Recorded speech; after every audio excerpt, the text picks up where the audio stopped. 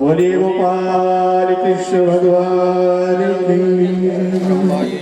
जगज्जनन्यै नमः। श्रीमद्नर्मदा पुराणाभ्यां नमः। सकलोपचारार्थे गन्धाक्षतपुष्पाणिं समर्पयामि। व्यासपीठाय नमः। शुकपीठाय नमः। सकलोपचारार्थे गन्धाक्षतपुष्पाणिं समर्पयामि।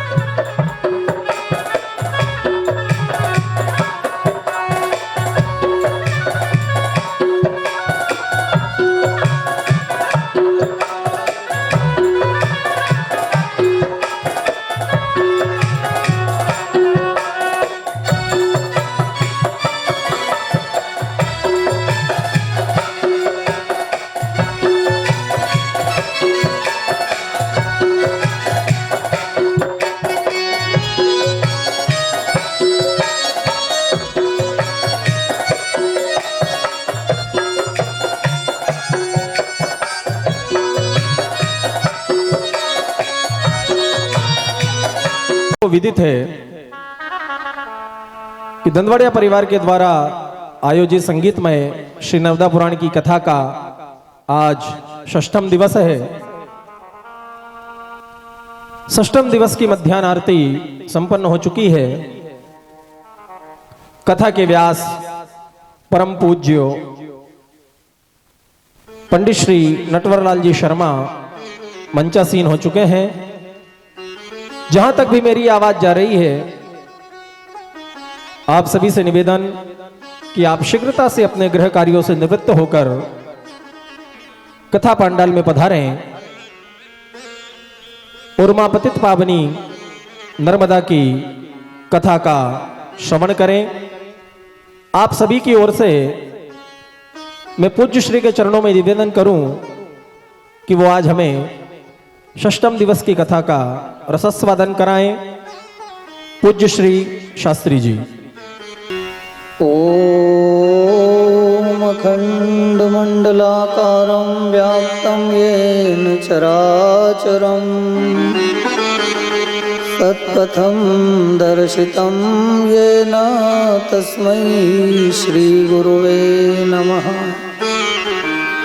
ध्यानमूलं गुरुमूर्तिं पूजामूलं गुरुपदं मंत्रमूलं गुरुवाक्यमोक्षमूलं गुरुकृपा।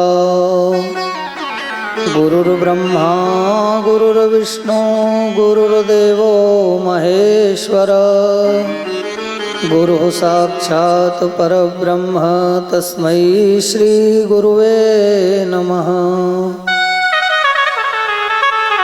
लंबोदर नमस्तुभ्यं सततं मोदक प्रिय निर्विघ्नं कुरु मे देव सर्वकार्येषु सर्वदा। सरस्वती मया दृष्ट्वा वीणा पुस्तकधारिणी हंसवाहिनी समायुक्ता विद्यादान करो मम।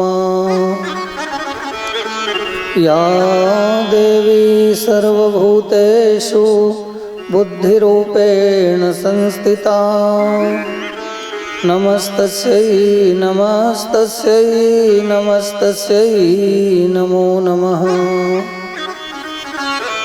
मृत्युंजय महारुद्र त्राहि मां शरणागतम्। जन्म मृत्यु जरा व्याधि पीडितं कर्मबन्धनैः आपदामपहर्तारं दातारं सर्वसम्पदां लोकाभिरामं श्रीरामं भूयो भूयो नमाम्यहम्। अंजनीगर्भसम्भूतं कपीन्द्रो सचिवोत्तमा श्रीरामप्रिय नमस्तुभ्यं हनुमत रक्ष सर्वदा। कृष्णाय वासुदेवाय हरये परमात्मने प्रणतः क्लेशनाशाय गोविन्दाय नमो नमः।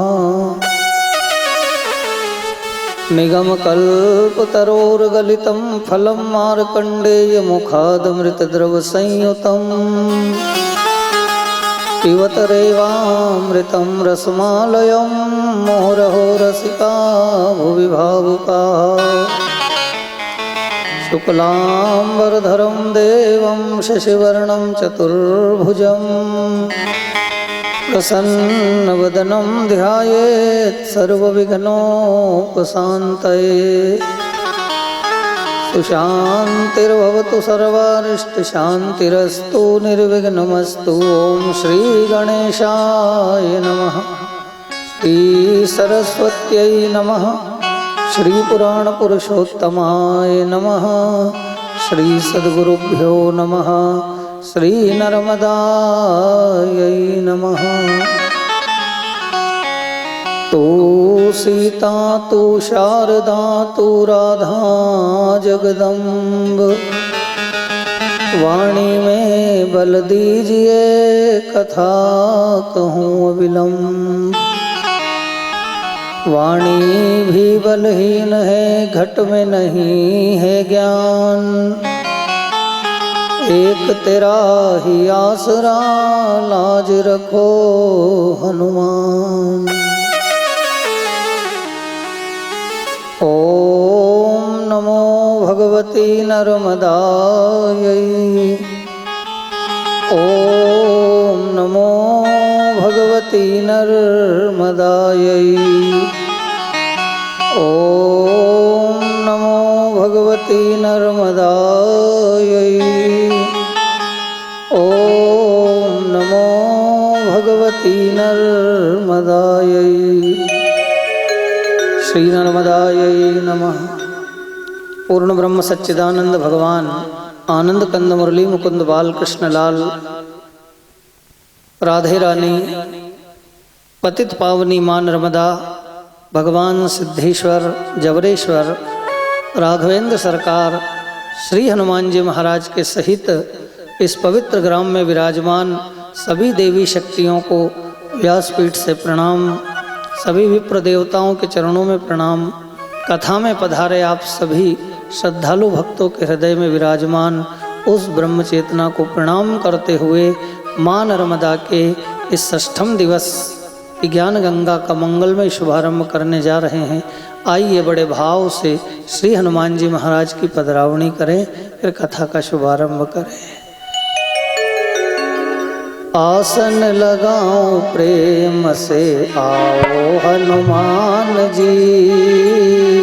विनती अपने दास की सुन लो हनुमान जी। आसन लगाओ प्रेम से आओ हनुमान जी। विनती अपने दास की सुन लो हनुमान जी। आसन लगाए प्रेम से आओ हनुमान जी। विनती अपने दास की सुन लो हनुमान जी। आसन लगाए प्रेम से आओ हनुमान जी। विनती अपने दास की सुन लो हनुमान जी।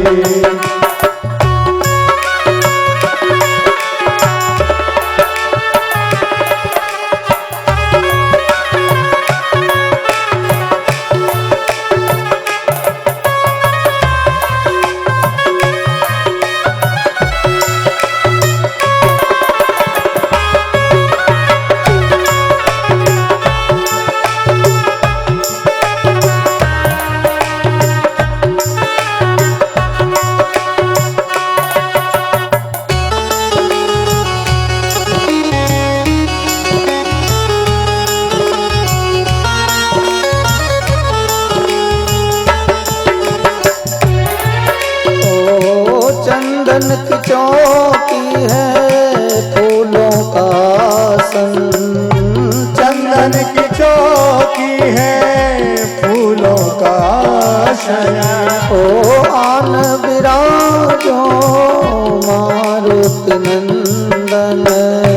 आन विराजो मारुति नंदन। आके सत्संग में रस बरसाओ हनुमान जी। आके सत्संग में रस बरसाओ हनुमान जी।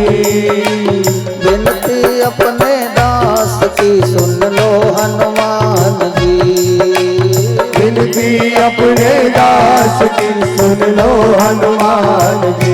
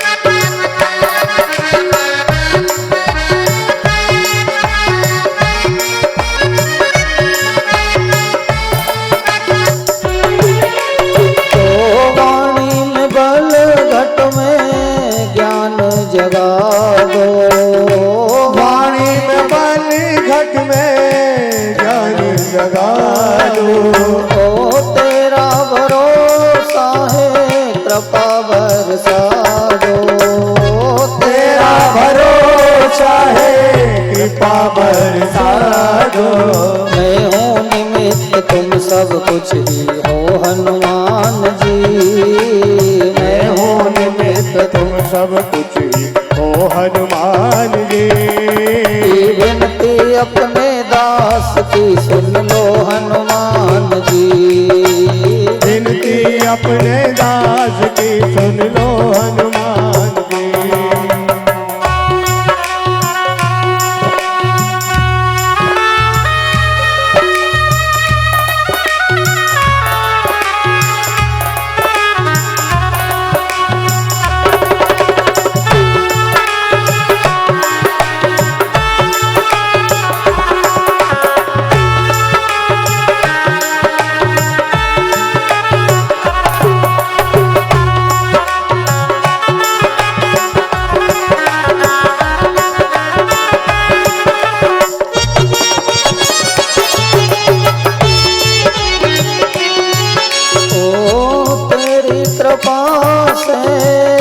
चलता है जीवन, तेरी कृपा से चलता है जीवन। ओ तन मन धन सब तुमको अर्पण, तन मन धन सब तुमको अर्पण। लाज बचाने दास की आओ हनुमान जी। लाज बचाने दास की आओ हनुमान जी। विनती अपने दास की सुन लो हनुमान जी। विनती अपने दास की सुन लो हनुमान जी। आसन लगाए प्रेम से आओ हनुमान जी। आसन लगाए प्रेम से आओ हनुमान जी। विनती अपने दास की सुन लो हनुमान जी। ओ विनती अपने दास की सुन लो हनुमान जी। आओ हनुमान जी, आओ हनुमान जी। आओ हनुमान जी। आओ हनुमान जी, आओ हनुमान जी, आओ हनुमान जी। आओ हनुमान जी। आओ हनुमान जी। आओ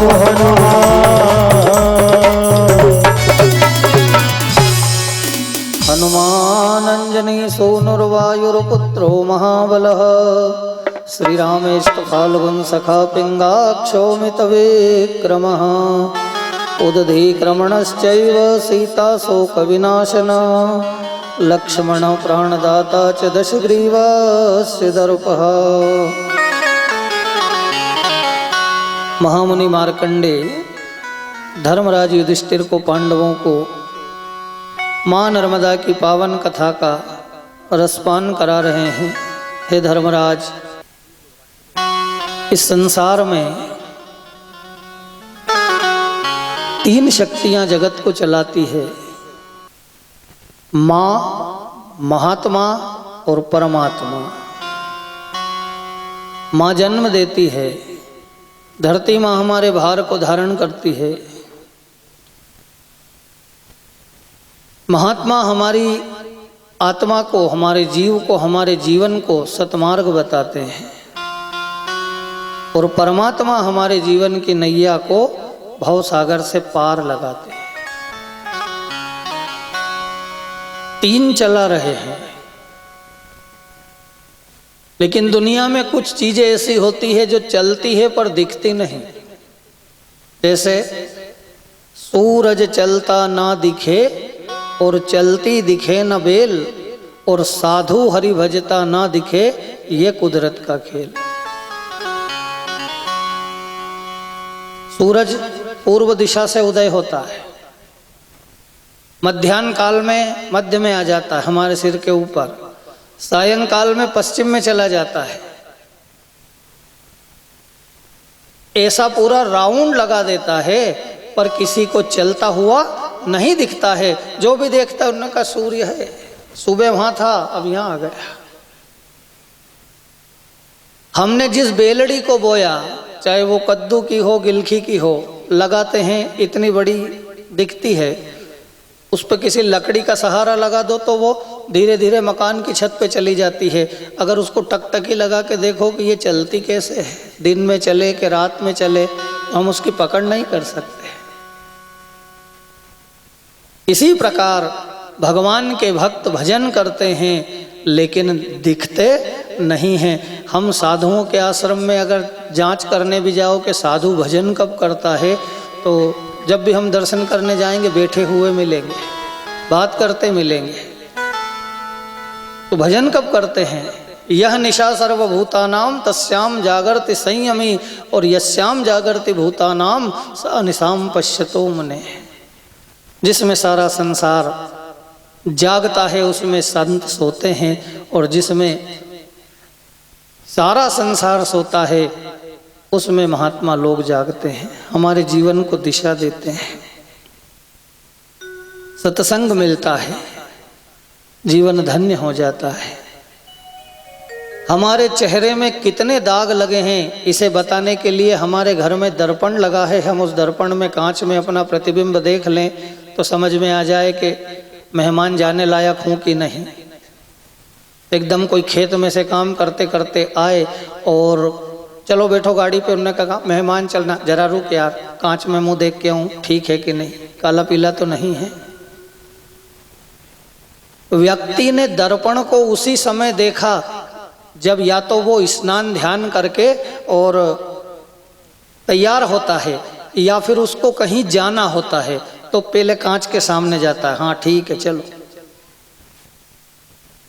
काम करते हुए कोई अपना मुख दर्पण में नहीं देखता। हम मान लो अपने घर का काम कर रहे हैं, कहीं नहीं जाना है, अब वो कोई की आदत ही बन जाए कि दिन भर इधर उधर से आए कांच के सामने, इधर इधर इधर, आदत रहती लोगों की। ये एक अवगुण राजा दशरथ में भी था। कौन सा? बार बार अपने चेहरे को देखने का। सभा में बैठे, राय सुभाय मुकुर कर लीन्हा। अब बताओ कि सभा में दर्पण देखने का क्या काम, लेकिन आदत थी उनकी, थोड़ी थोड़ी देर में अपना चेहरा देखते रहते थे। तो दर्पण हमको ये बताता है कि हम कहीं जा सकते हैं या नहीं। मन को कौन बताता है? मन को सत्संग बताता है। जब हम भगवान की कथा में जाते हैं तो कथा सत्संग हमको ये बताते हैं कि हे जीव, तुझे संसार से एक रोज चले ही जाना है, थोड़ा समय निकाल हरि भजन में, नहीं तो बाद में पछताना है। आया है सो जाएगा राजा रंक फकीर, जाना सबको है। इसलिए संतों ने कहा है, रे मन तू सत्संग कर, सीख भजन की रीत, काम क्रोध मद लोभ में गई आयु सब बीत। भगवान की कथा मिले, सत्संग मिले, हमारा जीवन धन्य हो जाए। और अपने आप में कभी ये भाव ना जगे कि मैंने जो किया है वो सब अच्छा है, मैं जो सोचता हूँ वो सब अच्छा है, मैं जो देखता हूँ वो सब अच्छा है, मैं जो करता हूँ वो सब अच्छा है। झगड़ा इसी का तो है कि कोई अपनी भूल को नहीं मानता। कहो तुमने ये किया, नहीं, कर ही नहीं सकता। जिस दिन सत्संग का असर उसी दिन माना जाएगा जिस दिन हम ये समझने लगे कि हाँ मुझसे भी गलती हो सकती है, मुझसे भी भूल हो सकती है। क्यों? क्योंकि हूं तो मैं भी इंसान ही, सब में ब्रह्म है और भगवान सबको संभालते हैं। लेकिन हम क्या करते हैं, अच्छा कि अगर हो जाता है तो अपना माथा आगे करके तिलक लगवा लेते हैं कि मैंने मेहनत करी जब हुआ है, और नुकसान हो जाए तो भगवान ने किया, भैया हम क्या कर सकते हैं। बुराई भगवान के माथे पे और अच्छाई अपने लिए। और भगवान से पूछा कि प्रभु ये सारे संसार के लोग आपको कहते हैं कि तुमने बुरा किया, तुमने बुरा किया, तुमने बुरा, तुम बुरा करते हो क्या? भगवान ने कहा मुझे उतनी फुर्सत ही कहाँ है कि मैं किसी का भला करूं और बुरा करूं। यहाँ तो अपने आप मर जाएंगे कर कर खोटे काम। सब कुछ होता है, जैसा करता जाएगा उसको वैसा पाँव पाँव पे आगे मिलता जाएगा। बाकी है परमात्मा सब में, खोज करने की जरूरत है। इसलिए सब में भगवान को देखो, सब दूर परमात्मा का दर्शन हो। सी राम मैं सब जग जानी, करहूँ प्रणाम जोरी जुग पानी। ब्रह्म का दर्शन, परमात्मा का दर्शन सब में हो। आवश्यकता से अधिक अपना अंदाज मत लगाओ। हम क्या करते हैं कि हर चीज में अंदाज लगाते हैं, ऐसा नहीं ऐसा हो जाएगा, ऐसा नहीं ऐसा होगा, ऐसा नहीं ऐसा। अब अंदाज कभी कभी गलत हो जाता है। एक व्यक्ति बहुत वृद्ध था, उसका मित्र बीमार हो गया। तो जो ऊंचा सुनते हैं, कम सुनते हैं, उनको जोर जोर से बोलने की आदत होती है। तो वो दादाजी सुनाई तो कम देता था, अब मित्र के समाचार लेने जाना, बीमार हो गया है। तो एक लड़के को साथ में रखते थे, कोई सामने वाला कुछ बोलता था तो वो उनको जोर से बोल के सुनाता था, तब उनको समझ पड़ती, तब वो जवाब देते। अब एक दिन कहीं वो लड़का चला गया, मित्र के समाचार लेने जाना।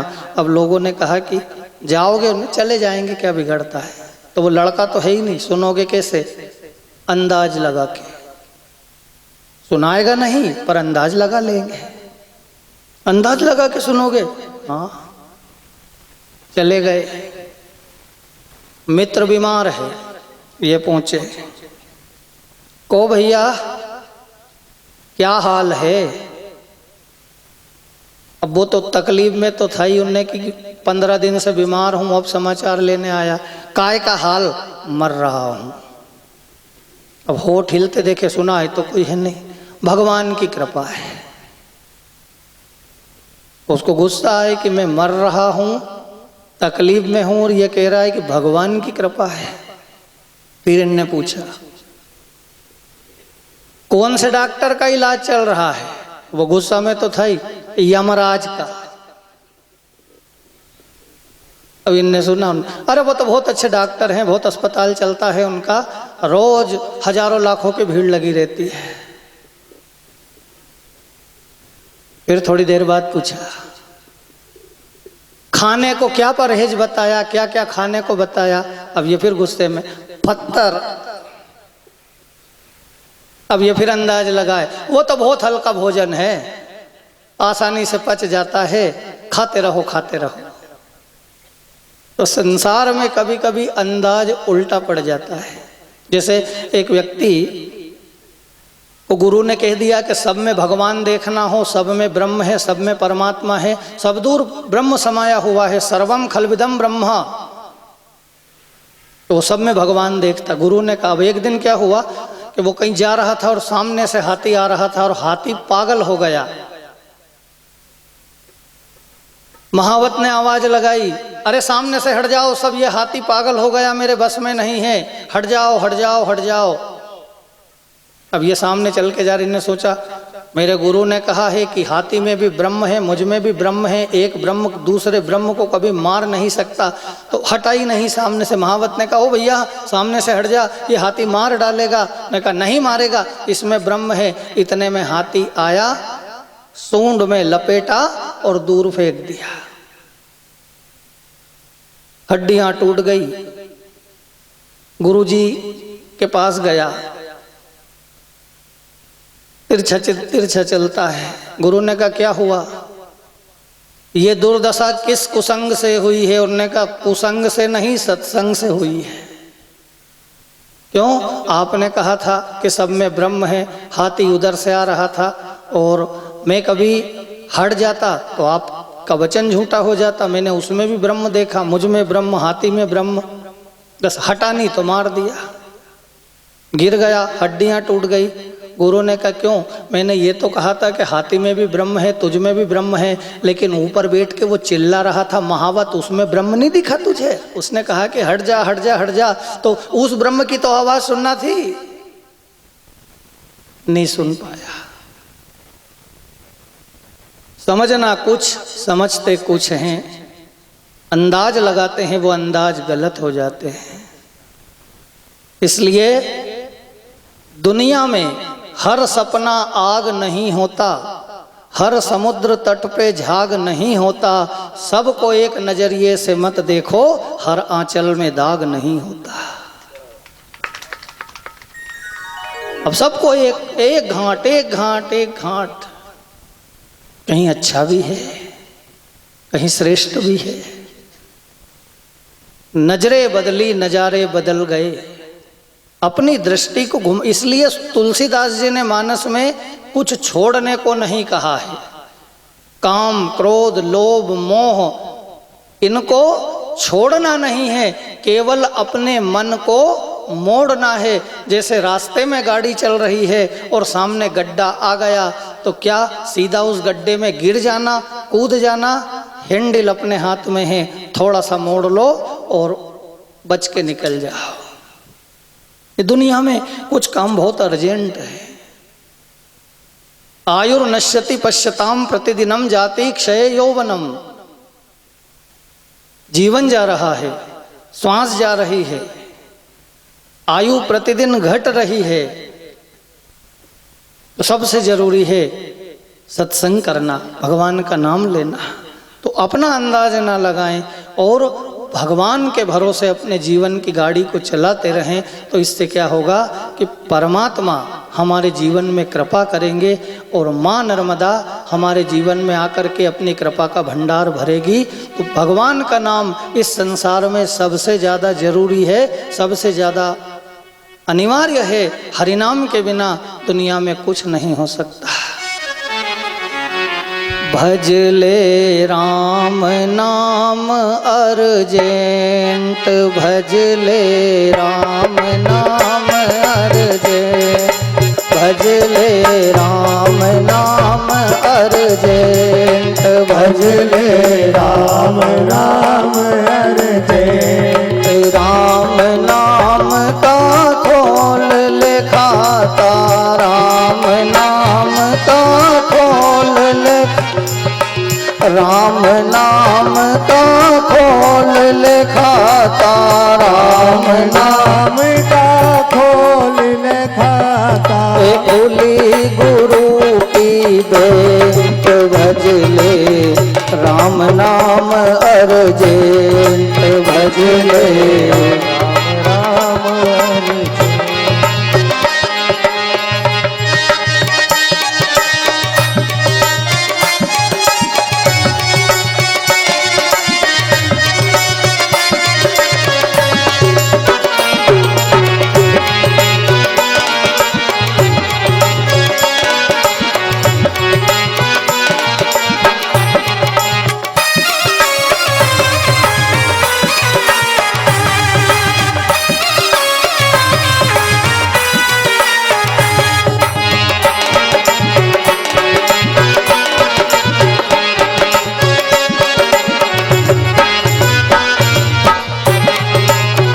कितना भी तू पढ़ लिख जाना, कितना भी तू पढ़ लिख जाना, ओ कितना भी तू पढ़ लिख जाना, ओ कितना भी तू पढ़ लिख जाना। पर गुरु चरण से मन ना हटाना, ओ गुरु चरण से मन ना हटाना, ओ गुरु चरण से मन न हटाना, गुरु चरण से मन न हटाना।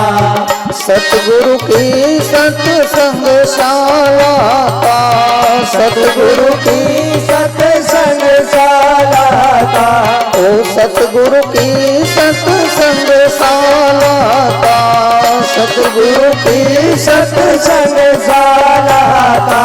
ओ बन जाई स्टूडेंट, भज ले राम नाम अर्जेंट, भज ले राम नाम अर्जेंट।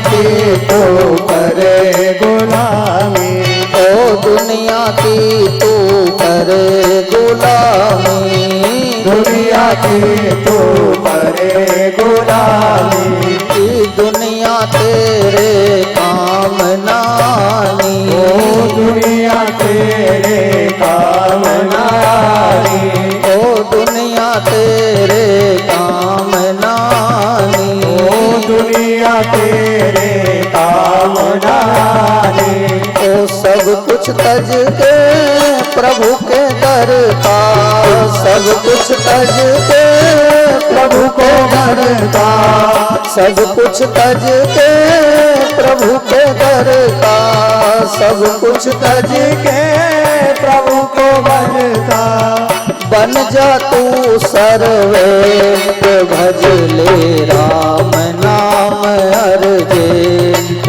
भज ले राम नाम अर्जेंट, भज ले राम नाम अर्जेंट, भज ले राम राम हरे।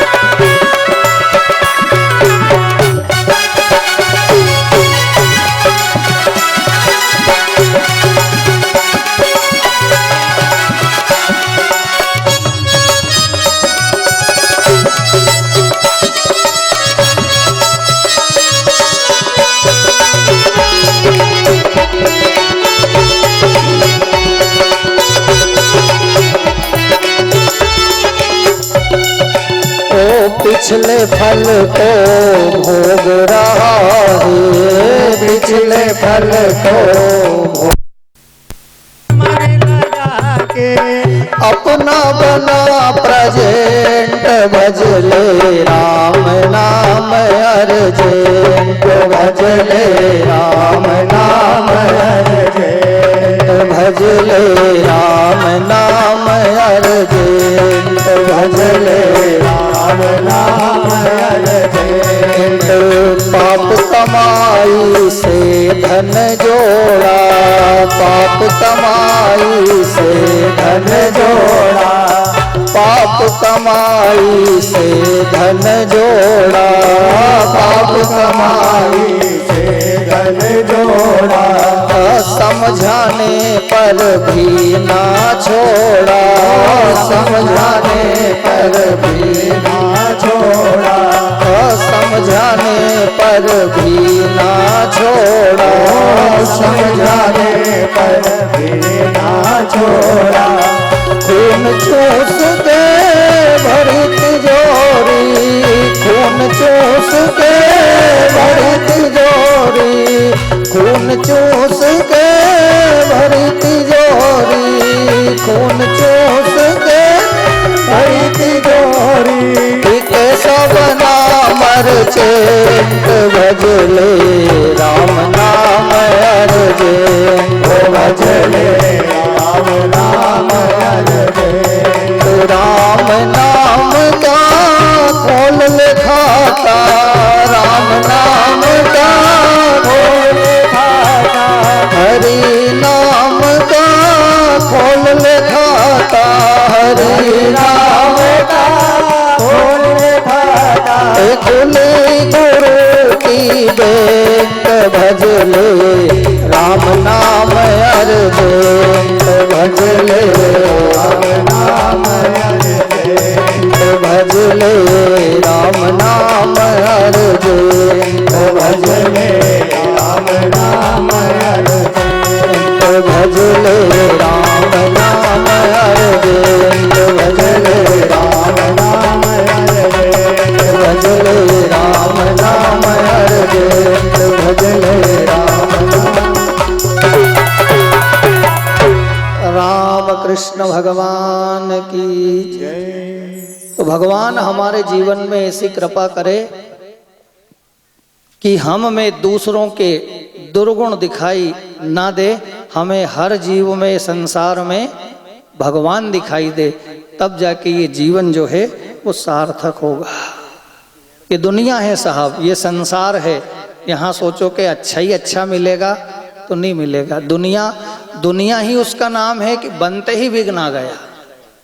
ब्रह्मा जी ने दुनिया बनाई और दुनिया बनाते ही पहला विघ्न आ गया, हिरण्याक्ष पृथ्वी को लेके नीचे चला गया। तो बनते ही संसार, विघ्न का ही नाम संसार है, आता रहता। कभी जीवन की नाव सुख के इस किनार पे आ जाती है, कभी जीवन की नाव दुख के उस किनारे पे चली जाती है। यहाँ कुछ भी स्थिर नहीं है, बनता बिगड़ता यहाँ बाजार है, देख मन ये संसार है। तो जहाँ जैसी स्थिति बने अपने जीवन को जीते रहना। मूर्खों में भी फंस जाओ तो कैसे निकलना? जितना बोलोगे ना उतना ही वो बढ़ते जाएंगे।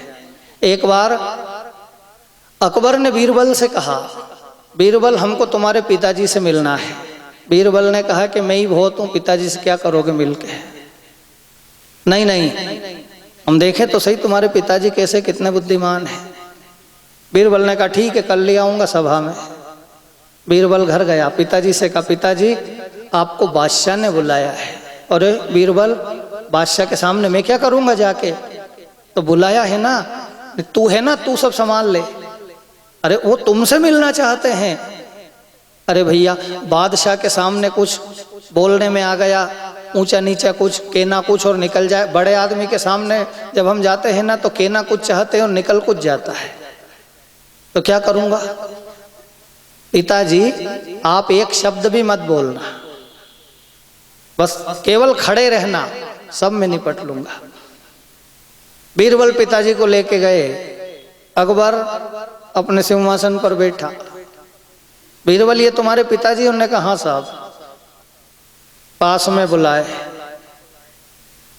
और कैसे हो? वो तो पढ़े पढ़ाए आए थे, बोल दूंगा तो गड़बड़ हो जाएगी, तो बोले ही नहीं। बहुत अच्छा पुत्र है तुम्हारा, बड़ा बुद्धिमान है। बीरबल बड़ा बुद्धिमान है, हमारे दरबार के 9 रत्नों में से एक रत्न है। फिर भी एक शब्द नहीं बोले। बोलते क्यों नहीं हो? कुछ तो बोलो। फिर भी नहीं बोले। अकबर को गुस्सा आ गई। बीरबल ये कैसे पिताजी हैं तेरे, एक शब्द भी बोलना नहीं चाहते, मूर्ख हैं क्या? बीरबल ने कहा बादशाह ये तो मैं नहीं जानता कि मूर्ख है कि समझदार है, पिताजी है तो बोलते तो कुछ भी नहीं है। तो बीरबल से अकबर ने एक प्रश्न किया कि बीरबल बता, मूर्खों में फंस जाओ तो क्या करना चाहिए? तो बीरबल ने कहा वही करना चाहिए जो मेरे पिताजी कर रहे हैं। आप कुछ भी बोल रहे हो लेकिन वो एक शब्द भी नहीं बोल रहे। बस यही होता है संसार में, जहाँ अपनी धके वहाँ धकाओ, जहाँ नहीं धके वहाँ अपनी गाड़ी पीछे कर लो। घर परिवार में झगड़ा इसीलिए तो हो रहा है। सास कहती है कि मेरी चलेगी, बहू कहेगी कि चला ली पहले, अब नहीं चलेगी। तो जो मैं कहूँ वही होगा। दुनिया में कुछ भी बुरा नहीं है, न सास बुरी है, न बहू बुरी है, न घर बुरा है, न संसार बुरा है, न परिवार बुरा है। बस अपनी नज़र के देखने का अंदाज बुरा है और अपने मन के सोचने का आधार बुरा है, बाकी संसार बुरा नहीं है। एक जगह कथा चल रही थी, एक बहू आई और पंडित जी से कहने लगी गुरुजी ये कथा 7 दिन बहुत अच्छी चलाई आपने, तो ये कथा महीने 2 महीने नहीं चल सकती? तो पूछा क्यों, इतनी अच्छी लगी कथा? मैं कहा कथा तो अच्छी नहीं लगी, पर आप कथा करते हो तो सासू जी आके कथे में बैठ जाती है तो 3 घंटे नींद अच्छी आती है। अगर महीना 2 महीना चले तो मेरा वजन बढ़ जाए, मैं स्वस्थ हो जाऊं। केवल नजरों का अंदाज बुरा है। न सास बुरी है, न बहू रानी बुरी है, ये पीढ़ियों के दौर की कहानी बुरी है, ना सास बुरी है ना बहू रानी बुरी है। ये पीढ़ियों के दौर की कहानी बुरी है, ना सास बुरी है ना बहू रानी बुरी है। ये पीढ़ियों के दौर की कहानी बुरी है, सास बुरी है न बहू रानी बुरी है। ये पीढ़ियों के दौर की कहानी बुरी है, न सास बुरी है न बहू रानी बुरी है, ये पीढ़ियों के दौर की कहानी बुरी है। न बाप बुरा है न कोई बेटा बुरा है, न बाप बुरा है न कोई बेटा बुरा है। इस समय के चक्र का ये दौर बुरा है, इस समय का चक्र का ये दौर बुरा है। न सास बुरी है न बहू रानी बुरी है, ये पीढ़ियों के दौर की कहानी बुरी है। ये पीढ़ियों के दौर की कहानी बुरी है।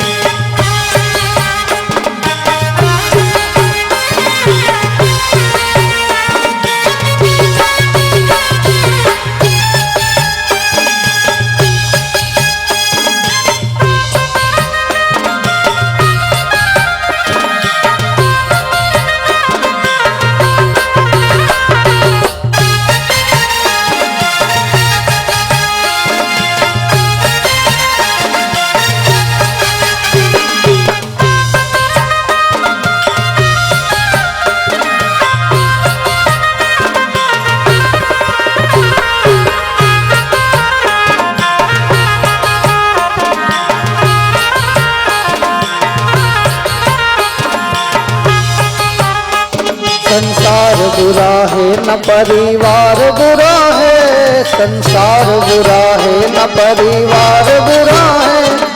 मन के सोचने का आधार बुरा है, मन के सोचने का आधार बुरा है। संसार बुरा है न परिवार बुरा है, संसार बुरा है न परिवार बुरा है। मन के सोचने का आधार बुरा है, ये मन के सोचने का आधार बुरा है। ये मन के सोचने का आधार बुरा है, ये मन के सोचने का आधार बुरा। कौन बुरा संसार में, सब अच्छा सब अच्छा, सास भी अच्छी बहू भी अच्छी भाई अच्छा हो जाए। जिस रंग से दुनिया को देखो दुनिया बहुत अच्छी। महामुनि मार्कंडे महाराज युधिष्ठिर को माँ नर्मदा की पावन कथाओं का रसपान करा रहे हैं। हे राजन, जीवन को माँ नर्मदा की शरण में, माँ नर्मदा के चरण में और माँ नर्मदा के भरोसे रखना चाहिए। कल हमने माँ नर्मदा के उत्तर और दक्षिण तट पर जो हरणफाल घाट है वहाँ तक की यात्रा की थी।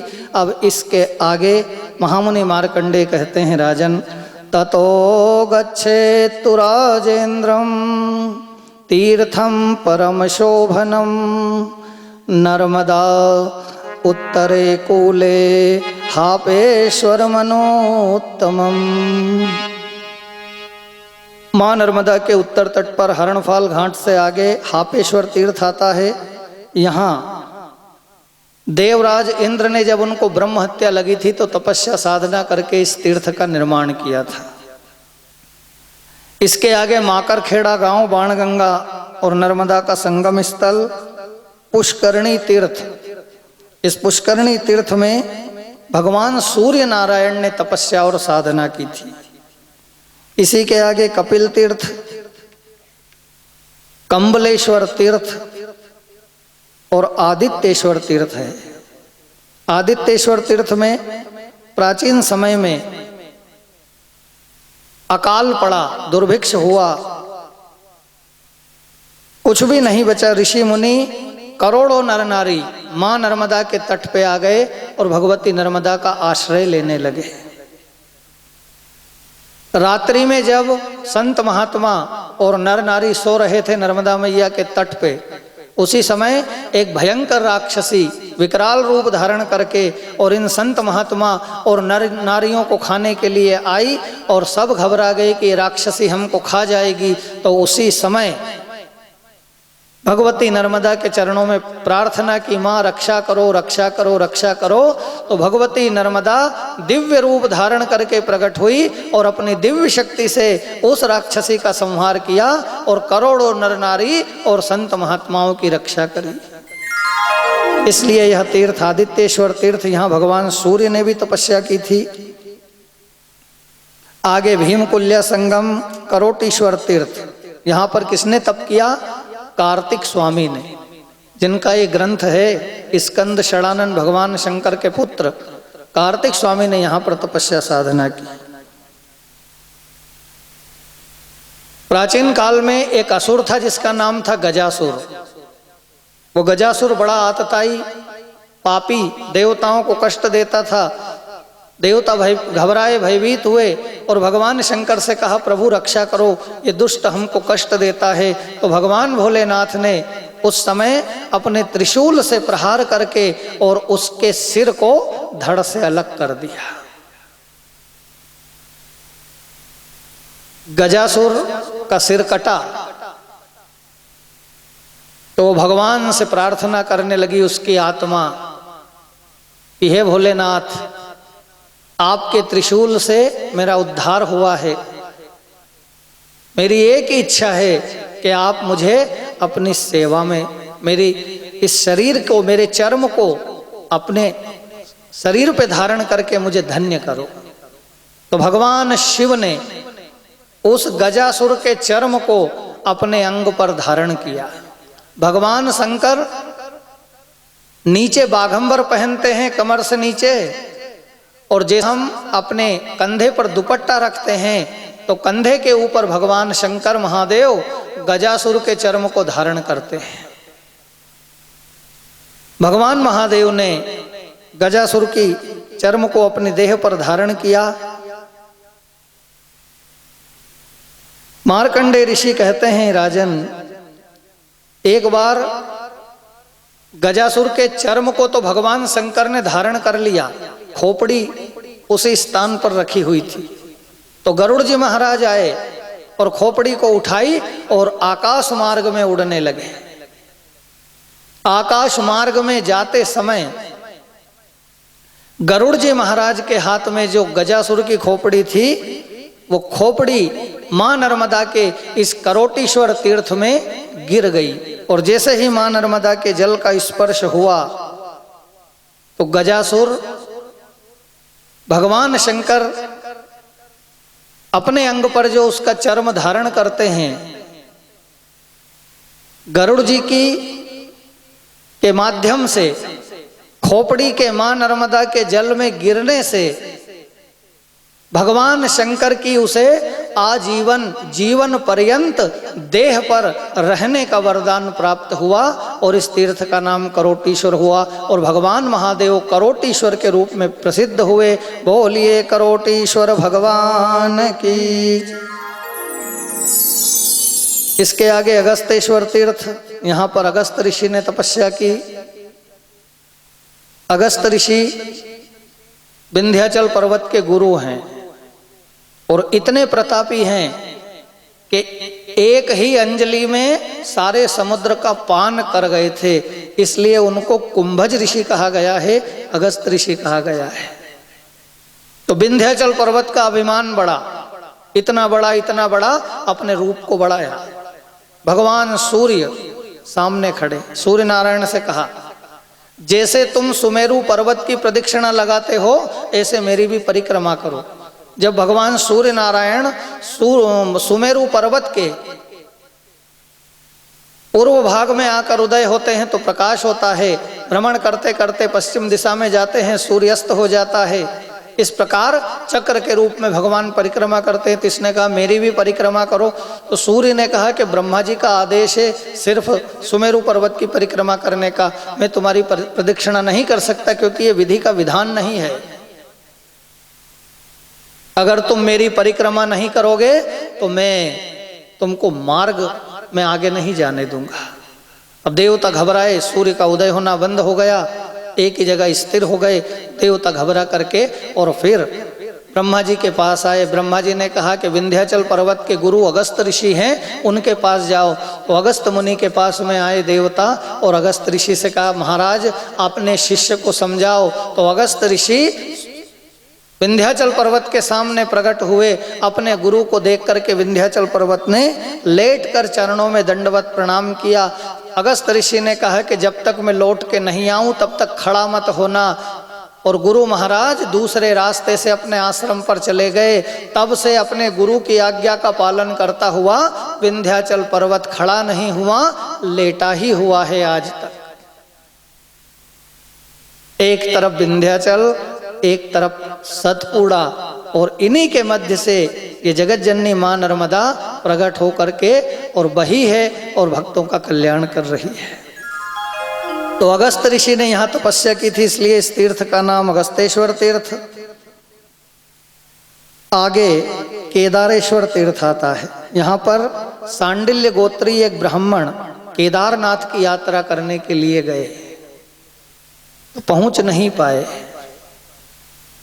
आधी दूर जाने पर ही उनका शरीर अस्वस्थ हो गया, मन का संकल्प अधूरा रह गया। तो महात्माओं से कहा कि मेरी यात्रा पूरी नहीं हुई।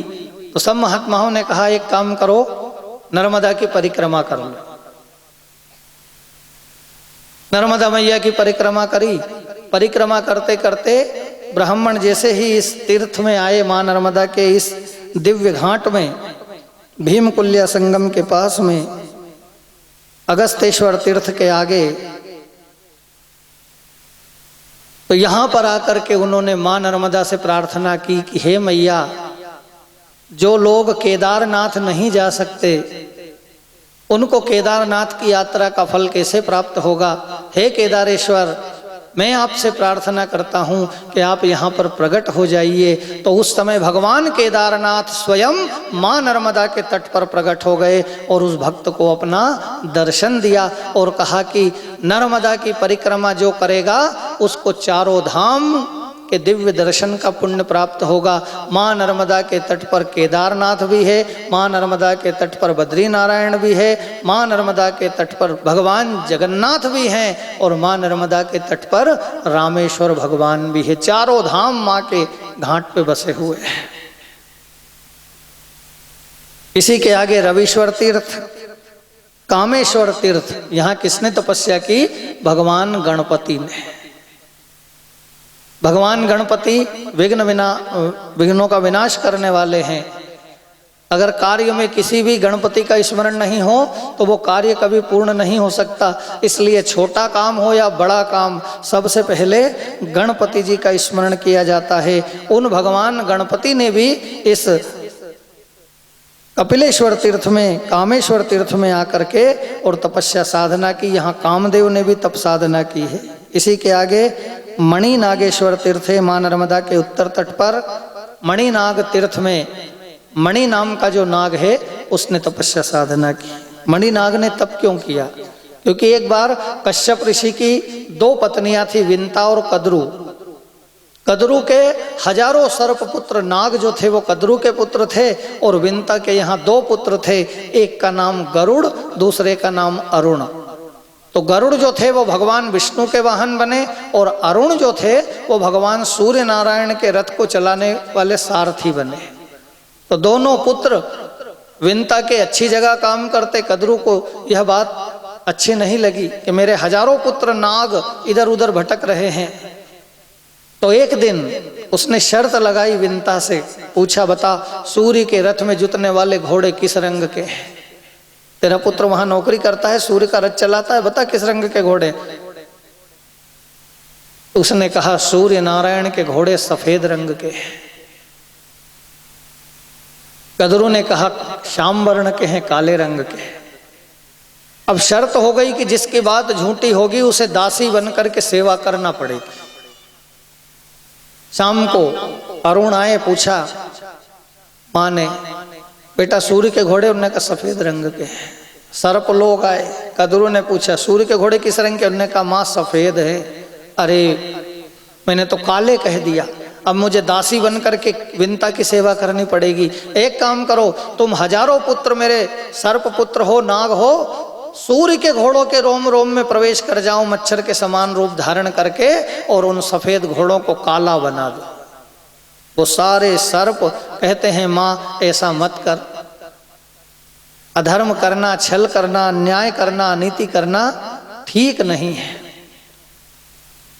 लेकिन माँ की आज्ञा, सूर्य के घोड़ों के रोम रोम में प्रवेश कर गए। एक मणि नाम का नाग था, उस मणि नाग ने माँ की बात नहीं मानी कि माँ चाहे तू माँ है लेकिन तू अधर्म करने का कह रही है, मैं तेरी बात नहीं मानूंगा। धर्म से विमुख कर रही है, असत्य का साथ देने का कह रही, मैं बात नहीं मानूंगा। तो उसके साथ कुछ और भी सर्प हो गए, हम भी नहीं मानेंगे। मां ने सबको श्राप दे दिया, जिन जिन ने बात नहीं मानी उन सबको, कि कलयुग में राजा परीक्षित का पुत्र जन्मे जय सर्प यज्ञ करेगा, और जो पुत्र मेरी बात नहीं मानेगा उसे राजा परीक्षित के सर्प यज्ञ में जल करके भस्म होना पड़ेगा। तो मणि नाग उन सारे सर्पों को लेकर के और मां नर्मदा के इस मणि नागेश्वर तीर्थ में आकर के तपस्या और साधना करने लगा। इधर विंता ने देखा सूर्य के घोड़े काले, दासी बनकर के सेवा करने लगी। गरुड़ जी को बड़ा दुख हुआ, मेरी माँ को छल करके दासी बनाया है। छोटी माता से कहा, माँ मेरी माता को दासी के बंधन से मुक्त करने की कीमत क्या है? ने कहा एक ही कीमत है कि स्वर्ग से अमृत का कलश ला करके हमको दे दो तो तुम्हारी माता को दासी के बंधन से मुक्त कर दे। गरुड़ जी महाराज गए, अमृत का कलश इंद्र से मांगा। इंद्र ने कहा कि अमृत अगर सर्पों को पिला दोगे तो गड़बड़ हो जाएगी। क्यों? क्योंकि सर्पों को में तो जहर रहता है, अजर अमर हो जाएंगे तो सारे संसार को नष्ट कर देंगे।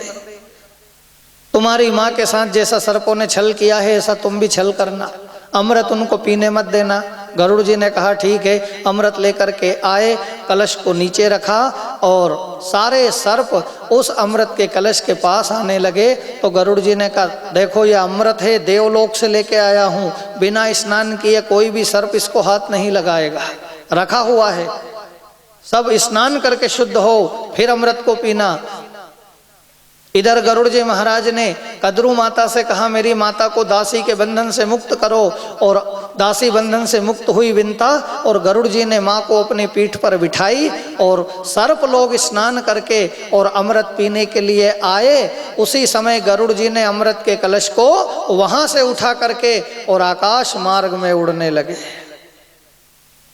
सर्पों ने कहा कि यह अन्याय है, अधर्म है, छल है।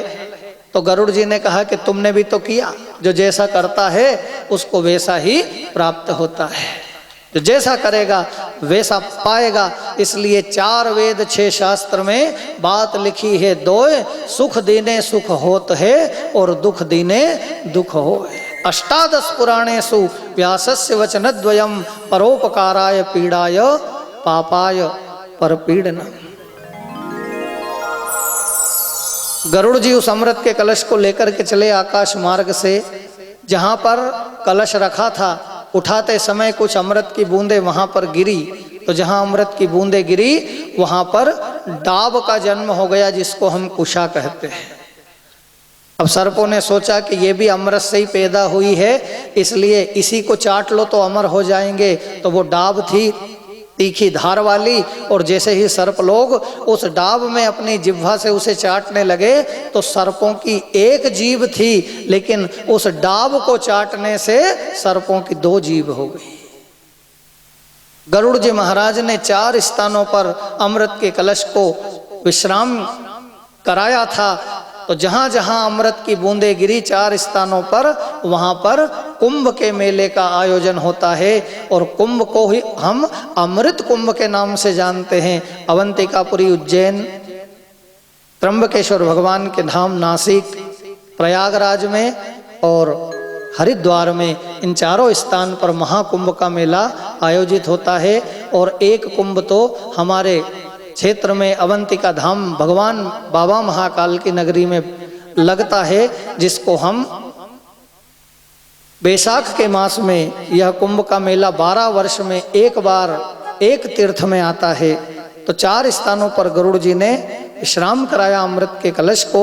तो चारों स्थानों पर कुंभ के मेले का आयोजन हुआ और इधर मणिनाग ने भगवान शंकर की कठिन तपस्या की और भगवान भोलेनाथ प्रसन्न हुए, वरदान मांगने को कहा। तो मणिनाग ने भगवान शिव से एक ही वरदान मांगा, हे भोलेनाथ माने चाकर राखो जी, माने चाकर राखो जी, भोला भंडारी माने चाकर राखो जी, माने चाकर राखो जी, माने चाकर राखो जी, ओ भोला भंडारी माने चाकर राखो जी, माने चाकर राखो जी, माने चाकर राखो जी, भोला भंडारी माने चाकर राखो जी, माने चाकर राखो जी, माने चाकर राखो जी, ओ भोला भंडारी माने चाकर राखो जी।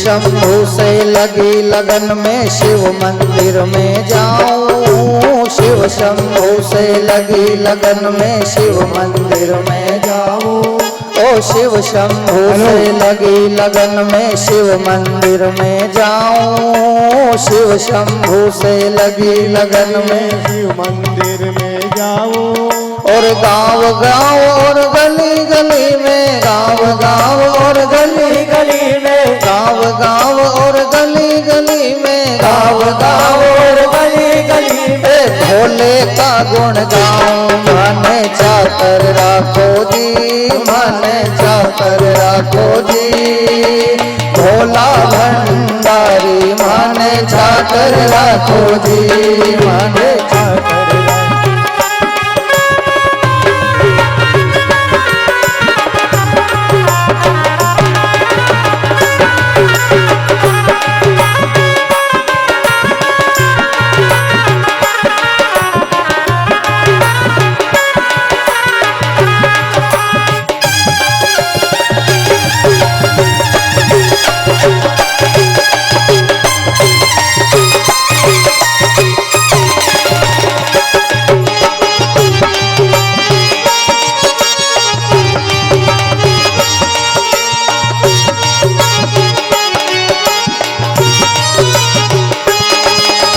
चाकरी में दर्शन पाऊं, सुमिरन पाऊं खर्ची, चाकरी में दर्शन पाऊं, सुमिरन पाऊं खर्ची, चाकरी में दर्शन पाऊं, सुमिरन पाऊं खर्ची, चाकरी में दर्शन पाऊं, सुमिरन खर्ची, भक्ति भाव जागीरी पाऊं, भक्ति भाव जागीरी, भक्ति भाव जागीरी पाऊं, भक्ति भाव जागीरी पाऊं, तीनों बातें सरसी माने चाकर राखो जी, माने चाकर राखो जी, भोला भंडारी माने चाकर राखो जी, माने चाकर राखो जी।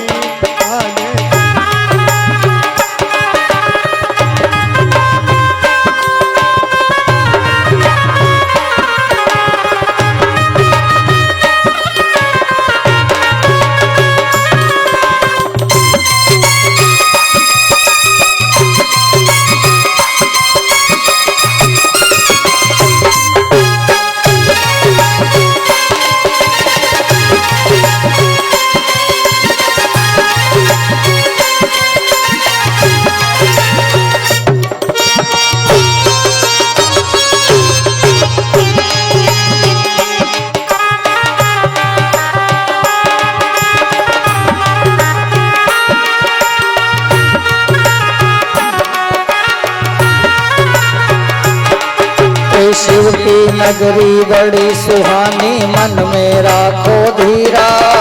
शिव की नगरी बड़ी सुहानी मन में राखो धीरा। शिव की नगरी बड़ी सुहानी मन में राखो धीरा। शिव की नगरी बड़ी सुहानी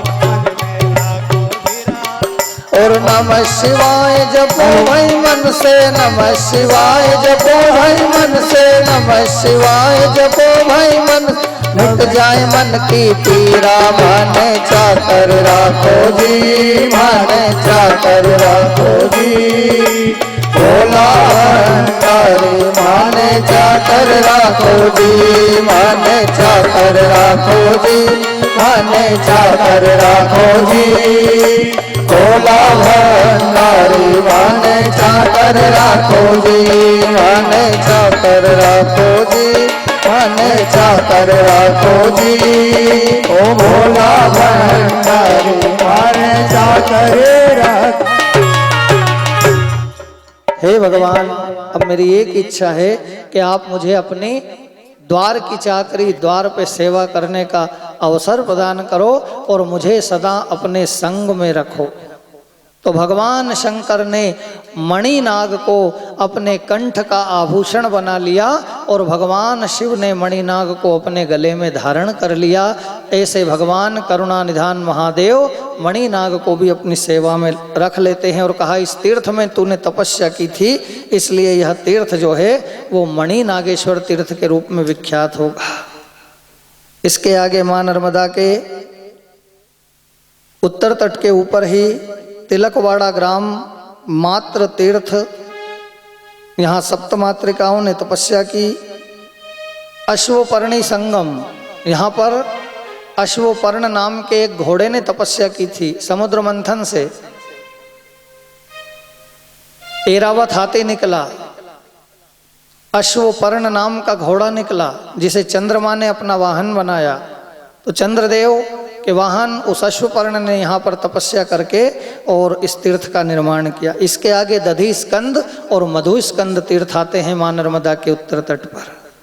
यहाँ पर प्राचीन समय में एक ग्वाल अपने सिर के ऊपर 2 मटके रख करके, एक मटके में दही और एक मटके में शहद बेचने के लिए जा रहा था।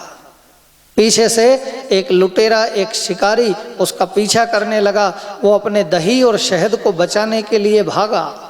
भागने में उसके पैरों में ठोकर लगी और ठोकर लगने में उसके सिर के मटके गिर गए, वो भी गिर गया और मटके फूट गए और दही और शहद धरती पर बहने लगा। तो वो उदास हो गया। बाजार में जाके बेचता तो 2 पैसे मिलते। इस दुष्ट के भय से भागा, भागने में मटका फूट गया, दोनों धरती पर गिर गए।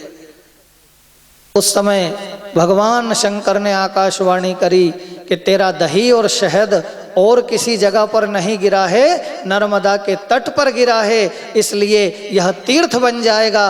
और जहाँ पर दही और शहद की वो मटकी गिरी थी, वहाँ 2 शिवलिंग प्रकट हो गए, दधी से दधीश्वर और मधु से माधवेश्वर भगवान। और भगवान शिव ने कहा, इस तीर्थ का नाम दधी स्कंद और मधु स्कंद तीर्थ होगा। जो यहाँ पर दही और शहद के द्वारा मेरा पूजन करेंगे, उनकी सारी मनोकामना को मैं पूर्ण करूँगा। महामुनि मार्कंडेय कहते हैं, हे धर्मराज, इस दधी स्कंद मधु स्कंद तीर्थ मां नर्मदा के उत्तर तट पर विद्यमान। अब हम मां नर्मदा के दक्षिण तट के ऊपर चलते हैं। हरणफाल घाट से आगे खारिया की चौकी, बहादल संगम, भूचे गांव, खांडा नदी का संगम, डेहरी संगम और इसके आगे परम पवित्र सिंदूरी नदी और मां नर्मदा का संगम स्थल आता है। और यहाँ पर एक परम पवित्र तीर्थ जिसका नाम है शूलपाणी तीर्थ। यहाँ भगवान शंकर शूलपाणेश्वर के रूप में प्रतिष्ठित है। बोलिए शूलपाणी भगवान की जय। भगवान शिव से माता पार्वती एक बार प्रार्थना करती है, प्रभु एक पुत्र चाहिए। तो भगवान शिव ने अपने दिव्य तेज के प्रभाव से एक दिव्य पुत्र, एक दिव्य बालक प्रकट हुआ, लेकिन वो असुर के रूप में हुआ। रोने लगा, नेत्र नहीं थे। तो पार्वती जी ने कहा महादेव इसे नेत्र दे दो। भगवान शिव ने कहा कि कुछ लोगों को प्रकृति जो चीज देती है सोच समझ के वह बहुत अच्छी होती है, और अगर अपनी अधिक बुद्धि का प्रयोग करके अगर हम उसमें कुछ फेर बदल करते हैं तो वो ठीक नहीं। पार्वती ये अंधा ही ठीक है। नहीं नाथ, बिना नेत्र के क्या संसार देखेगा, इसे नेत्र तो दो। तो भगवान शंकर ने पार्वती की जिद पर उसे नेत्र दे दी है। अब एक बात है कि अच्छी चीज अगर अच्छे व्यक्ति को मिले तो वो अच्छा करेगा, और वही अच्छी चीज बुरे व्यक्ति को मिले तो वो अच्छी चीज से भी बुरा करेगा। अंधकासुर ने शिव पार्वती को देखा। भगवान शिव उसे नेत्र दे करके कहते, हे अंधक, तुम हमारे दिव्य तेज से प्रकट हुए हो पुत्र के रूप में। कठिन तप किया भगवान शिव का, और तपस्या करके वरदान प्राप्त कर लिया। वरदान में क्या मांगा कि मुझे अजर अमर कर दो। भगवान महादेव कहने लगे कि संसार में जिसने जन्म लिया है उसकी मृत्यु निश्चित होती है, और जो मर गया है उसका जन्म भी निश्चित होता है। ये जगत का, ये संसार का अटल सत्य है, इसलिए तुमको मरना तो पड़ेगा। दूसरा वरदान मांग लो कोई, अमरता को छोड़कर। उसने सोचा एक व्यक्ति के हाथ से मरने का वर पाऊं, तो प्रभु ऐसा करो भगवान विष्णु के अलावा मुझे कोई भी संसार में नहीं मार सके। शिव जी ने कहा ये वरदान मिल जाएगा। वरदान दे दिया। अंधकासुर का आतंक बढ़ने लगा, अधर्म बढ़ने लगा, पाप करने लगा, देवताओं को कष्ट देने लगा, भय पहुंचाने लगा। और उसी समय देवता भगवान शंकर की शरण में आए, और भगवान महादेव ने देवताओं से कहा कि उसकी मृत्यु तो भगवान विष्णु के हाथ लिखी है, भगवान श्री हरि के पास जाओ, वही उसको मारेंगे। तो देवता सब भगवान श्याम सुंदर के पास गए, नारायण के पास गए, हे वैकुंठनाथ रक्षा करो, रक्षा करो। भगवान विष्णु ने कहा क्या हुआ? ने कहा अंधकासुर का आतंक बढ़ गया है और वो अधर्म कर रहा है, आप उसका संहार कीजिए, आपके हाथों से मृत्यु है उसकी। तो भगवान विष्णु ने लीला करी, देवताओं से मुस्कुराए और कहा कि जिनने वरदान दिया है, शिव जी ने वरदान दिया है, तो शिव जी के पास जाओ, मैं कुछ नहीं कर सकता, जिसने वरदान दिया है वही निपटेंगे, मुझसे पूछ के वरदान थोड़ी ही दिया है। भगवान महादेव के पास देवता आए, प्रभु भगवान विष्णु ने कहा है कि जिसे शिव जी वरदान देते हैं उसको हम नहीं मारेंगे, इसलिए आपकी ही शरण में है, आप ही रक्षा करो। तो भगवान महादेव देवताओं की प्रार्थना पर अंधकासुर से युद्ध करने के लिए प्रकट हुए, हाथ में त्रिशूल लिया, और अंधकासुर भी सामने खड़ा है, सोचता है कि शिव जी से अपने को डरने की जरूरत नहीं, अपनी मृत्यु तो विष्णु के हाथ से है, इसलिए भगवान भोलेनाथ से तो अपन खूब लड़ सकते हैं। तो भगवान शंकर से युद्ध करने लगा, बहुत समय युद्ध चला, और अंत में भगवान ने अपने अमोघ त्रिशूल का प्रहार अंधकासुर के हृदय में किया, अंधकासुर की छाती में, और उसी समय अंधकासुर पृथ्वी के ऊपर गिर गया। गिरा गिरा भगवान को देख रहा है।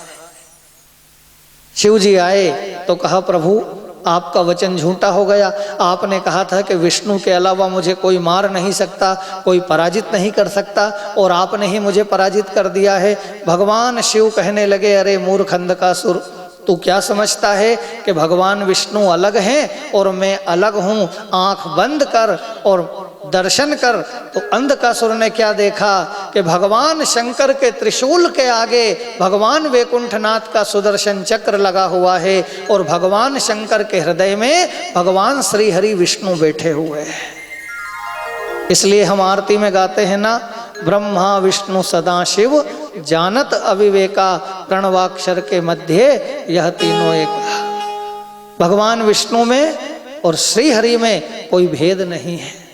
इसलिए तो भगवान जब राम लंका गए तो भगवान शिव का पूजन किया और भगवान शिव अपने हृदय में सदा राम नाम का स्मरण करते रहते हैं।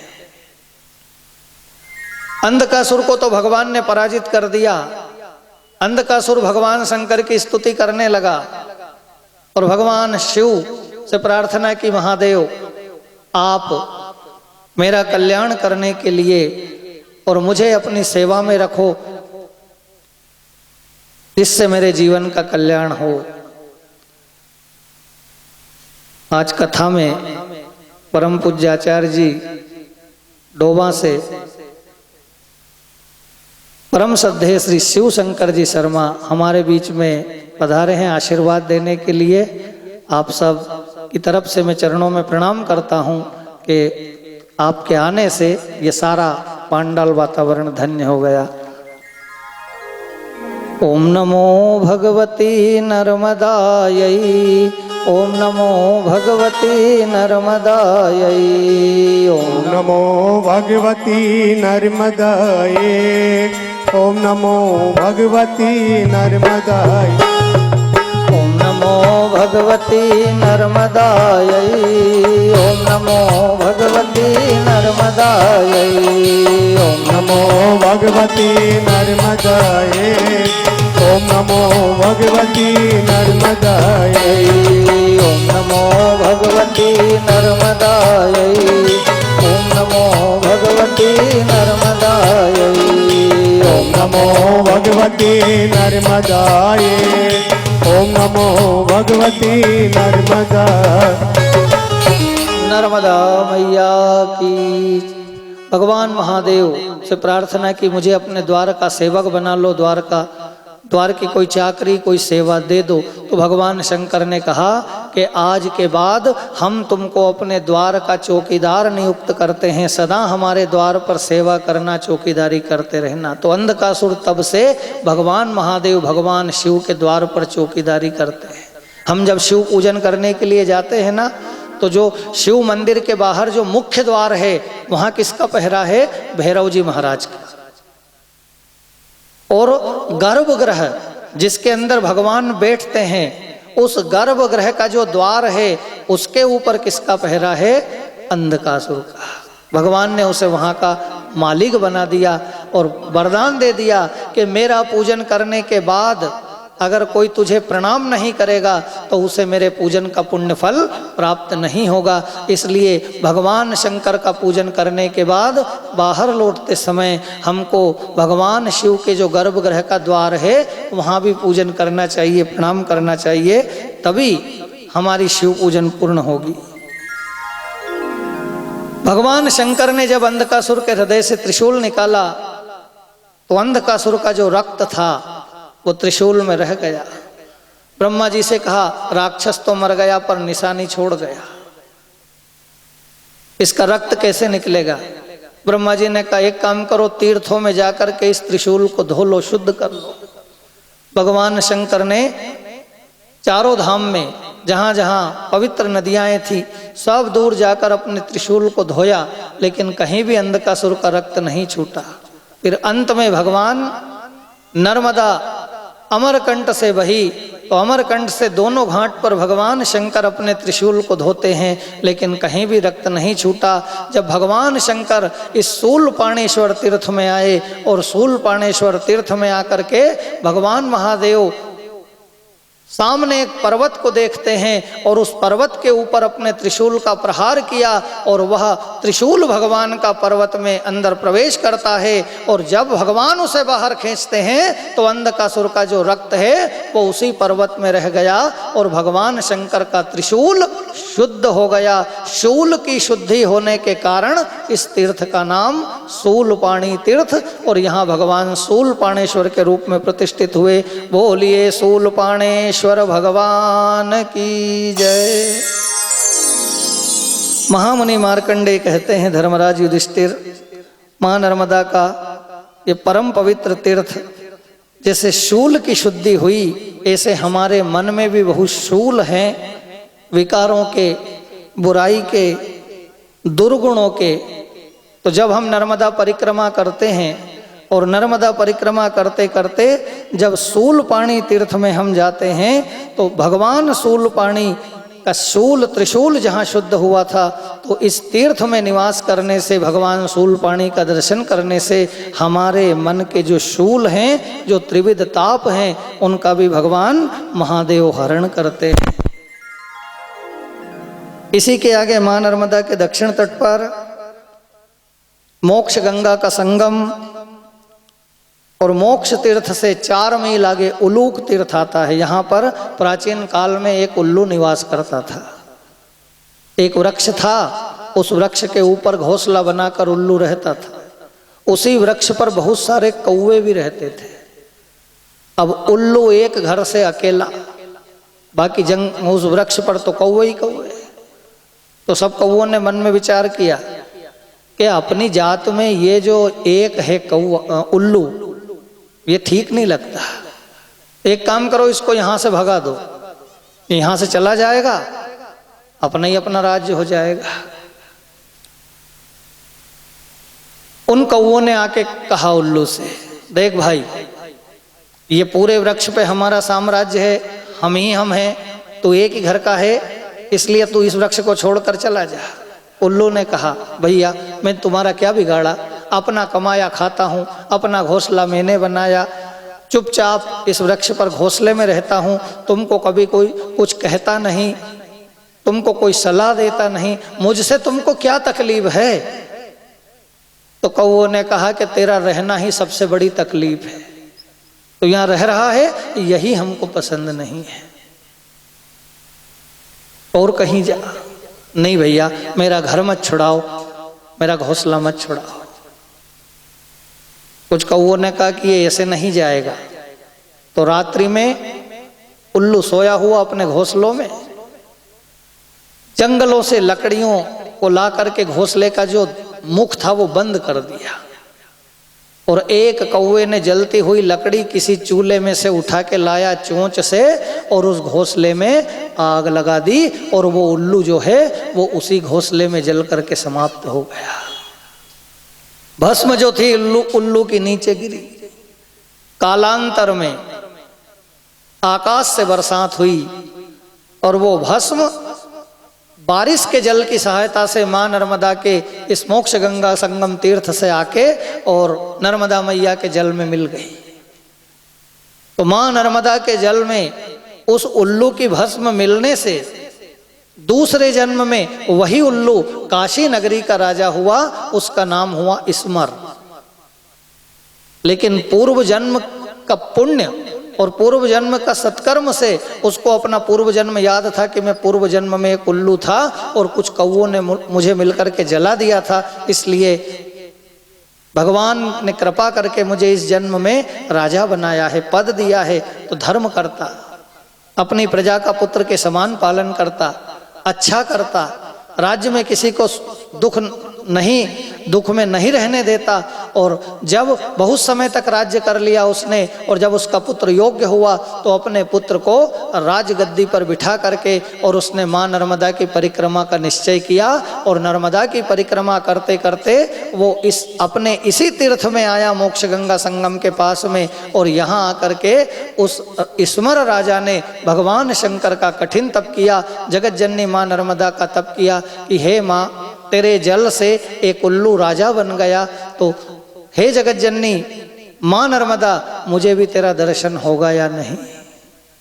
अब मेरी कोई इच्छा नहीं है, मैं सिर्फ तेरा दर्शन करना चाहता हूँ, बस यही मेरी इच्छा है।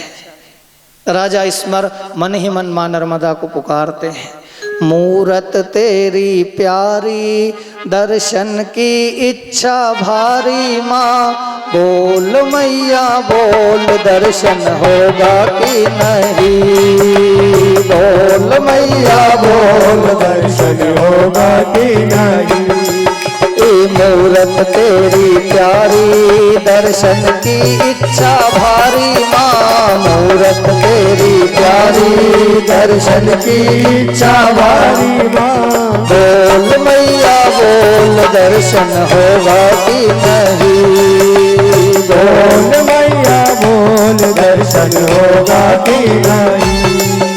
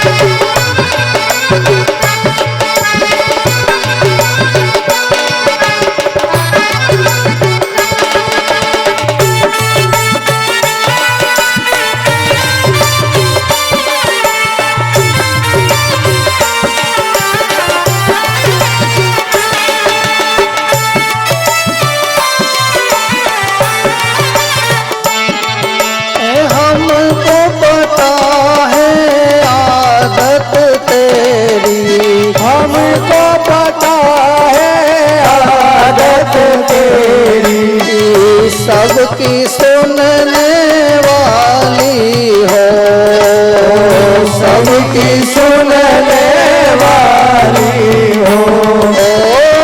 अपने भक्तों की तुम मैया, अपने भक्तों की तुम मैया, बिगड़ी बनाने वाली हो।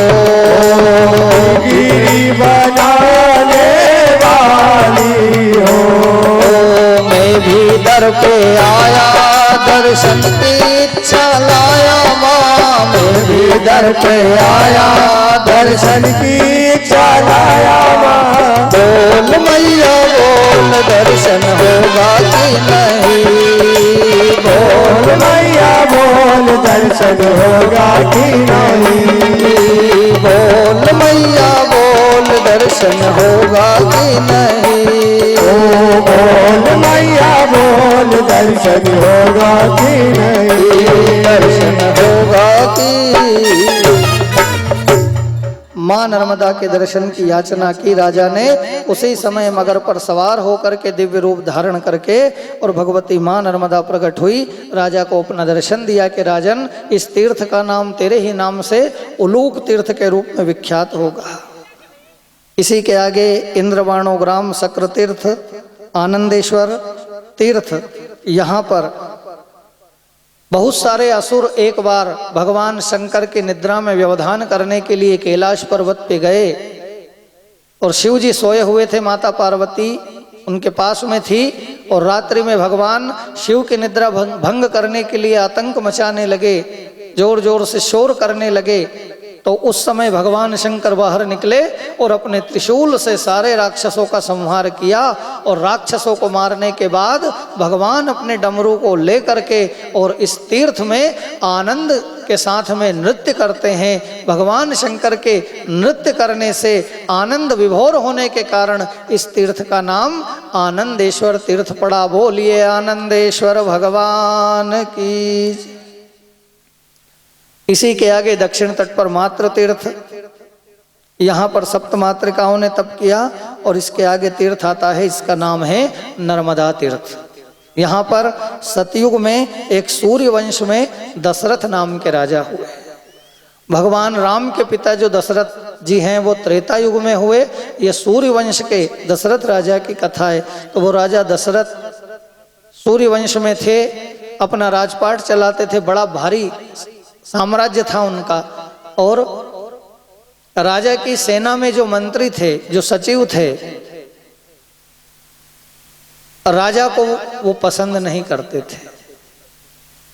राजा निश्चिंत कि मेरे मंत्री अच्छे, मेरे सचिव अच्छे। ऊपर से मंत्री सचिव बहुत मीठा बोलते थे, लेकिन अंदर से सोचते थे कि ये राजा समाप्त हो जाए, इसका राज्य समाप्त हो जाए। तो शत्रुओं से मिल गए और शत्रुओं से मिलकर के शत्रुओं ने राजा के राज्य पर आक्रमण कर दिया।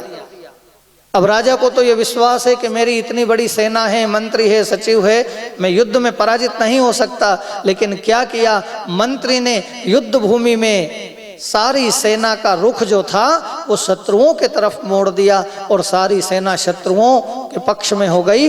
राजा युद्ध भूमि में अकेले रह गए।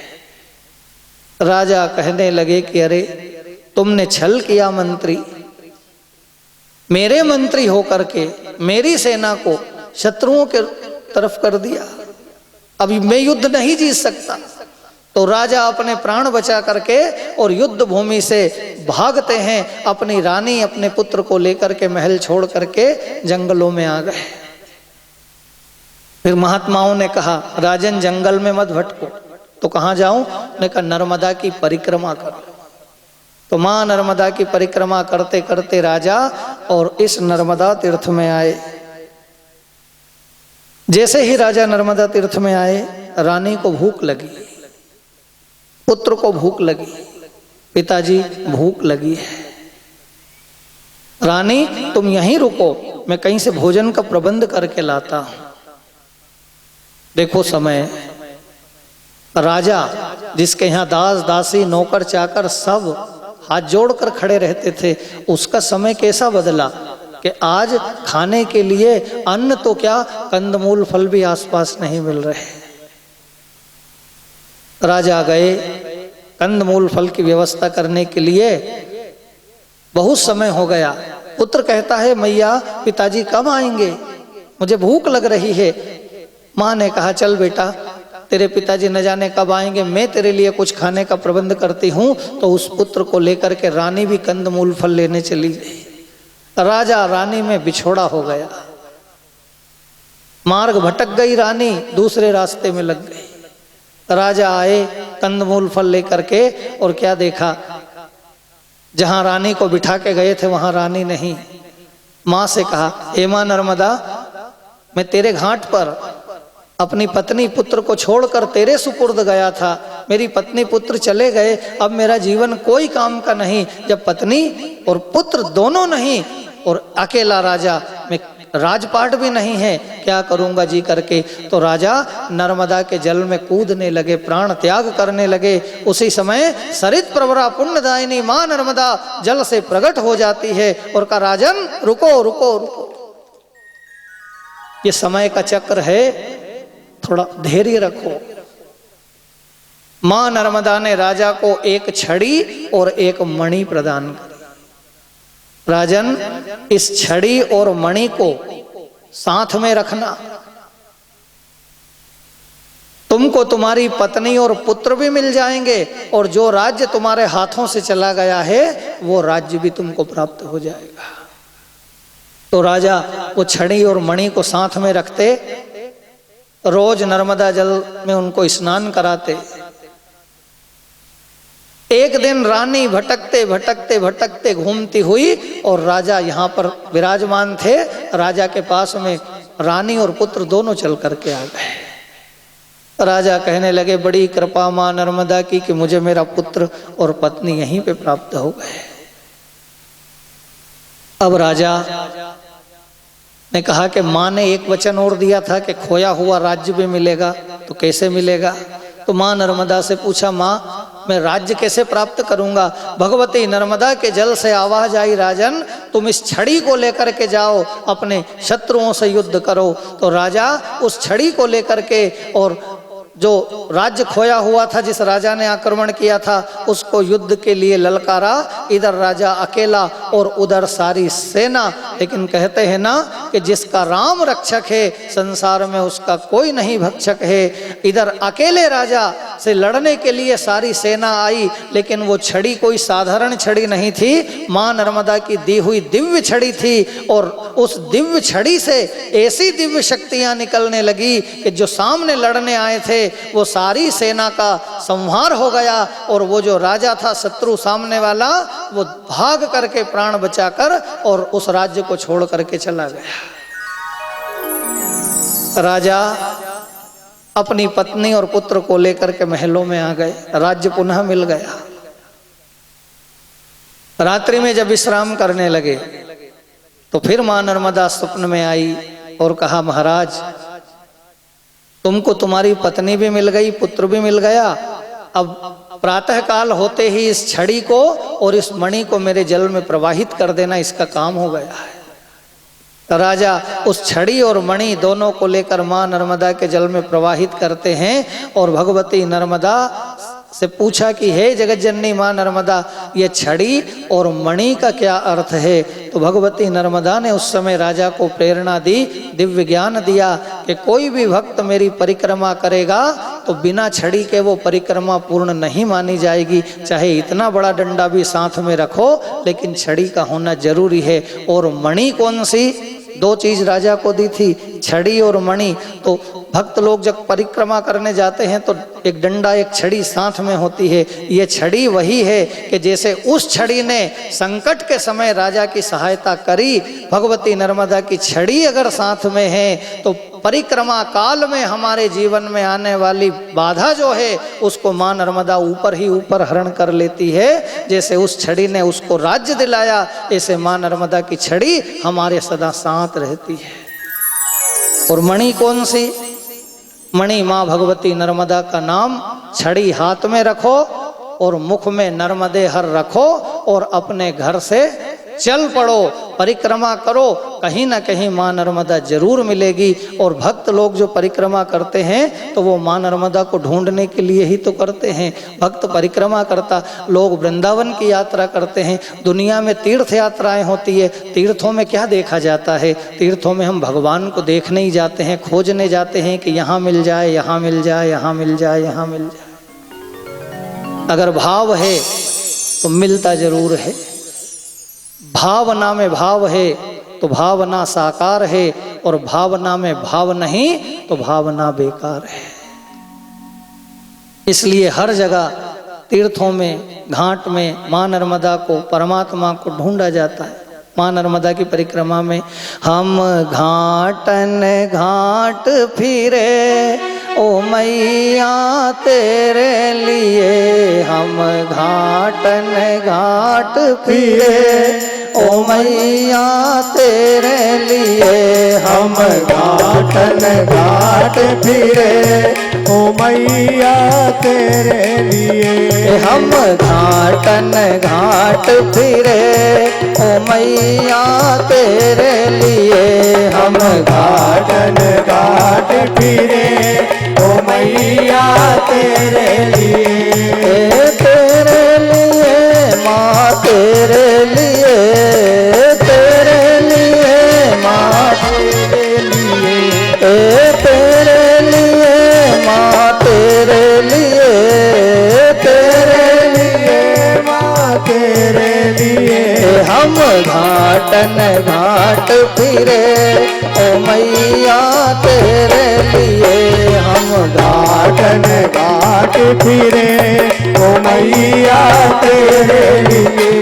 नैना प्यासे है दर्शन दिखाओगी कब, नैना प्यासे है दर्शन दिखाओगी कब, ये नैना प्यासे है दर्शन दिखाओगी कब, नैना प्यासे दर्शन दिखाओगी कब। वो खाली झोली को भरने माओगी कब, खाली झोली को भरने माओगी कब, खाली झोली को भरने माओगी कब, खाली झोली को भरने माओगी कब। हम झोली पसारे खड़े, हम झोली पसारे खड़े ओ मैया तेरे लिए, हम घाटन घाट फिरे ओ मैया तेरे लिए।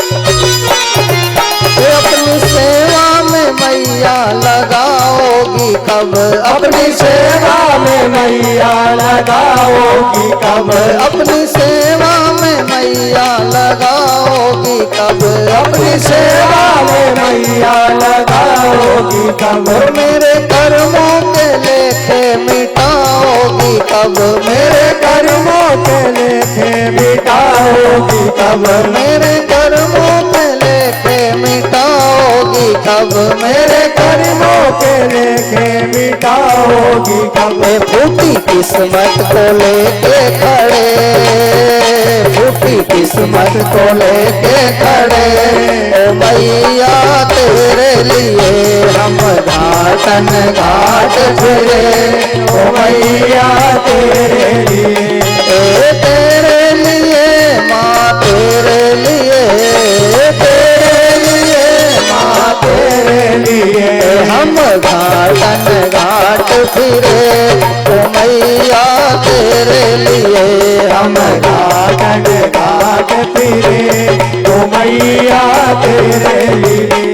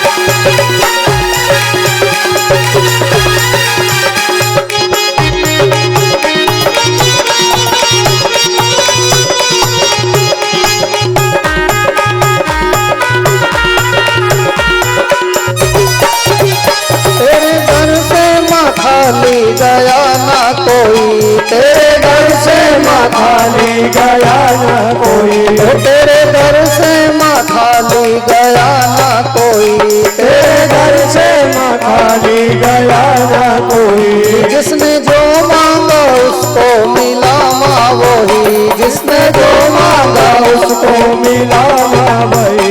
जिसने जो मांगा उसको मिला माँ वही, जिसने जो मांगा उसको मिला माँ वही। मन का आंगन सजाए खड़े, मन का आंगन सजाए खड़े, मैया तेरे लिए हम घाटन घाट फिरे, ओ मैया तेरे लिए हम घाटन घाट फिरे, ओ मैया तेरे लिए हम घाटन घाट फिरे, ओ मैया तेरे लिए, मैया तेरे लिए, ओ मैया तेरे लिए, मैया तेरे लिए, ओ मैया तेरे लिए, मैया तेरे लिए, ओ मैया तेरे।